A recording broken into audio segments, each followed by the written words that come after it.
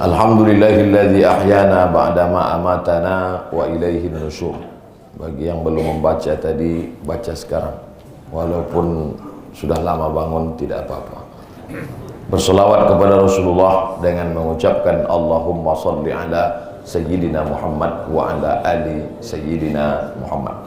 Bapak Wakil Bupati, Forum Komunikasi Pimpinan Daerah, jamaah fardu subuh, tak dapat saya sebut satu persatu. Insya Allah kita semua dimuliakan Allah Subhanahu wa Ta'ala. Amin ya rabbal alamin. Tinggal di istana bersama orang tua yang mulia, berhadapan dengan bidadari-bidadari, pelayan-pelayan, tempatnya indah. Pokoknya tidak terbayangkan bagaimana indahnya kehidupan dia waktu itu.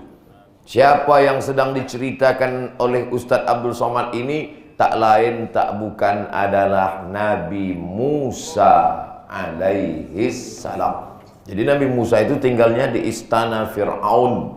Sampai sekarang masih tegak berdiri. Nama lokasi tempat istana megah itu Luxor. Adapun piramid yang kita lihat itu 7, satu di antara keajaiban dunia. Itu bukan istana tapi kuburan.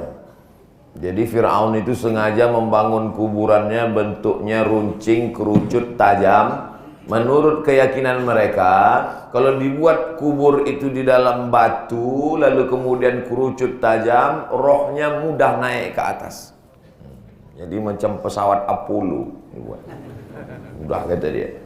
Jadi sampai sekarang tidak terpecahkan misteri bagaimana membangun piramid. Satu batu batanya saja 2 ton beratnya, sebesar kulkas. Bisa mereka susun tinggi sampai ke atas. Tapi walaupun bangunannya tinggi, mau masuk ke dalam tetap membungkuk. Karena dibangun pintunya tidak sampai setinggi kita. Nah, ini salah satu cara Fir'aun bagaimana supaya orang masuk ke kuburnya semuanya membungkuk. Nah, Bapak Ibu kalau mau rumahnya supaya semua masuk ke dalam membungkuk, nah, buatlah pintunya kira-kira semeter aja. Jadi siapapun tamu semuanya membungkuk dalam. Kecuali saya nggak akan membungkuk karena saya masuknya mundur. Nah, hidupnya tenang adem ayem. Tapi begitu pula Allah membuat skenario bagaimana dia keluar dari istana yang megah tadi. Apa yang terjadi? Dilihatnya ada 2 orang sedang bertengkar berkelahi. Satu dari masyarakat Bani Israel, satu dari masyarakat rakyat Fir'aun. Sedang bertinju, dipisah oleh Nabi Musa. Kata Nabi Musa, jangan kelahi, jangan berantem, berhenti. Orang ini degil, tidak mau berhenti. Fawakazahu Musa. Nabi Musa pun meninjunya, mati. Nah, ini Nabi Musa. Orang kita bolak-balik ngancam, nanti mati. Enggak mati-mati. Nabi Musa sekali pisah, sekali tinju, fawakazahu Musa, mati.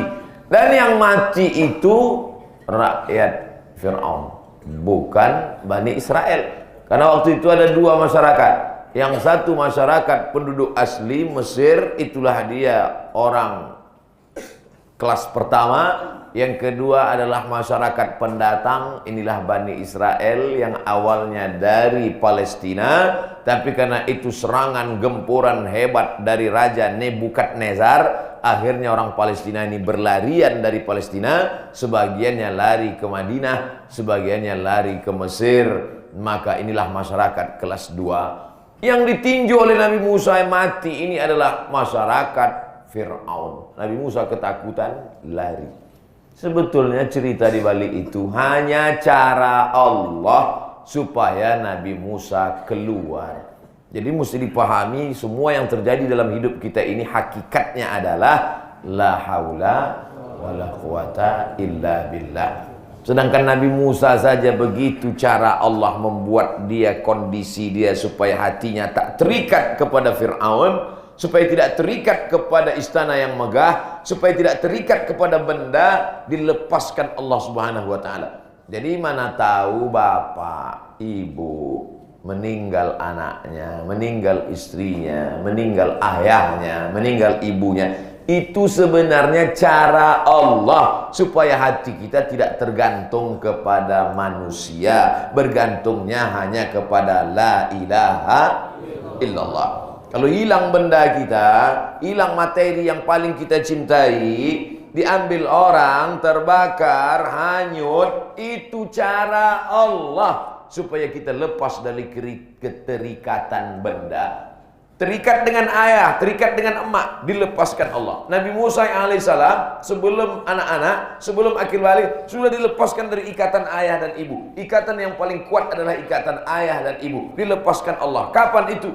Wa au'aina ila ummi Musa, kami ilhamkan kepada ibu Musa, an ardi'ihi, susukan anakmu, fa in khifti alaihi, kalau kau takut anakmu disembelih Fir'aun, fa alqihi fil yammi, hanyutkan dia ke sungai. La takhafi, jangan kau takut, wa la tahzani, jangan kau sedih, inna radduhu ilaiki, nanti kami akan kembalikan dia kepadamu, wa ja'iluhu minal mursalin, kami akan jadikan dia salah seorang dari rasul utusan kami. Ikatan yang pertama, hati terikat kepada manusia, ayah dan ibu. Nabi Musa sudah dilepaskan Allah. Bagaimana dengan Nabi Muhammad SAW? Sama. Nabi Musa sama dengan Nabi Muhammad, dilepaskan Allah dari ikatan ayah.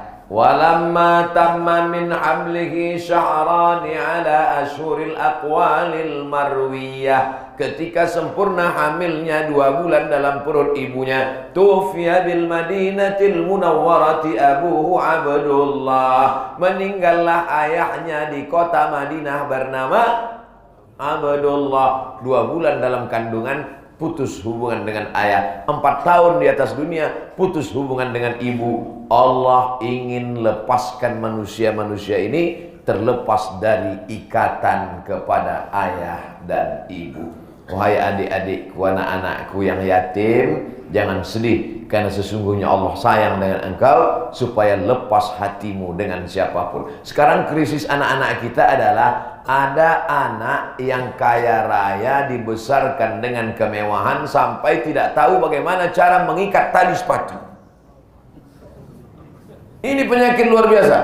Salah satu penyakit anak yang disayangi oleh nenek dan kakek, karena tidak dibesarkan oleh ayah dan ibu, dibesarkan oleh datuk dan kakek nenek, akhirnya tak pandai mengikat tali sepatu. Karena nenek sayang sekali. Belum lapar udah makan, belum haus sudah minum, baru mau pakai sepatu udah diikatkan. Akhirnya dia tidak berani menghadapi tantangan hidup. Anak SD pulang dari sekolah bunuh diri gara-gara nggak bisa buat PR. Ustaz dapat berita dari mana? Ada yang ngirim ke saya.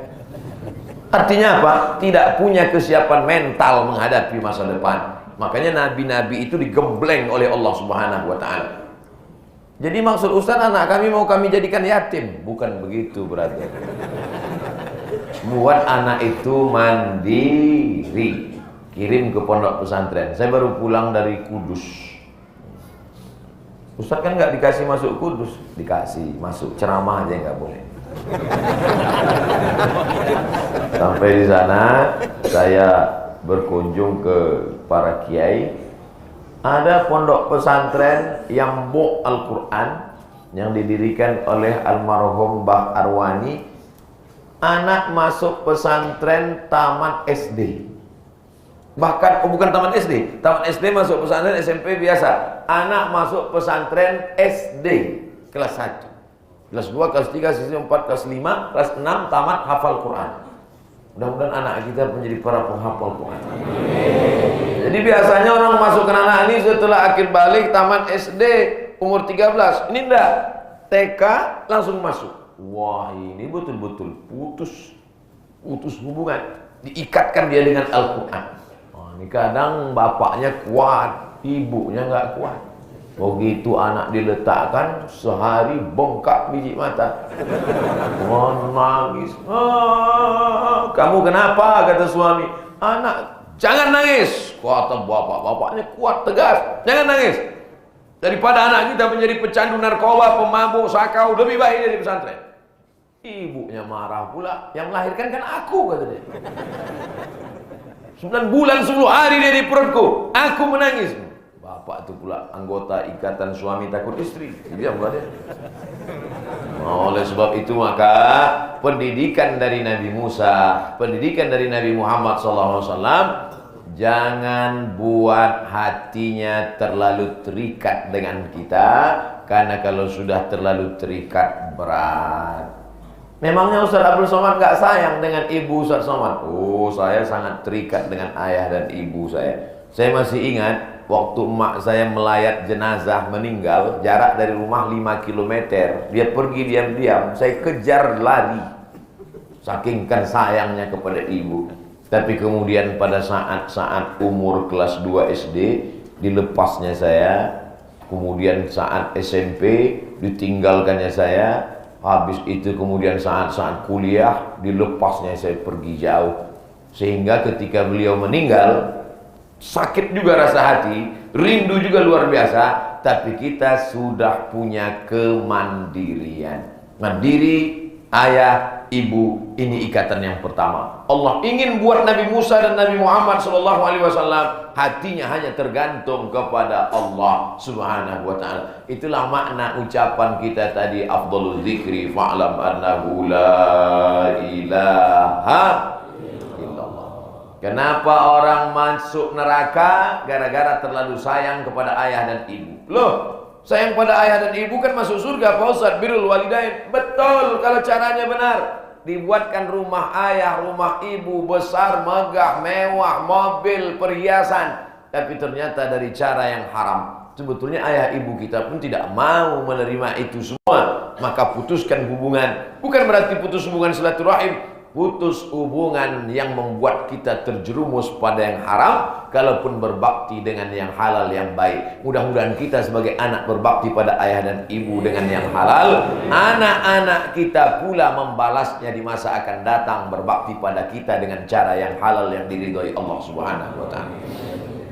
Kemana Nabi Musa lari? Nabi Musa lari tak tentu arah, bernaung di bawah sepohon kayu. Pohon kayu itu dilihat Nabi Muhammad SAW ketika Isra dan Mi'raj di atas bersama Jibril. Nabi Muhammad bertanya, Jibril, itu ada sebatang pohon kayu hijau. Pohon kayu apa itu? Kata Nabi SAW, pohon kayu apa itu? Ada sebagian orang mengatakan, itulah kayu koka. Bukan, enggak ada. Pohon kayu apa itu Jibril? Itulah pohon kayu tempat Nabi Musa bernaung sendirian, tak ada tempat mengadu, tak ada tempat bersandar. Saat itu Allah ingin hambanya ini hanya mengadu kepada Allah. Ini pelajaran yang kedua. Ada saatnya kita tak lagi berteman. Banyak kawan tertawa, sedikit teman menangis. Banyak teman bersenda gurau, teman makan, sedikit teman saat susah. Tapi ada saatnya satu pun tak lagi teman ada pada diri kita. Saat itu hanya tempat bernaung sebatang pohon kayu. Kalau sudah tak ada lagi tempat curhat, tempat cerita, ngadunya kepada Allah. Jangan mengadu ke Facebook. Banyak nih orang sekarang. Teman tak ada lagi yang mau mendengar kata-kata. Oh, akhirnya di komen orang, udah minum aja racun tikus. Kalau satu pun manusia sudah tak ada mau mendengar kata-kata kita, maka berbisiklah ke bumi, berbisiklah ke tanah. Maka saat itu makhluk-makhluk langit akan mengaminkan doa-doa kita.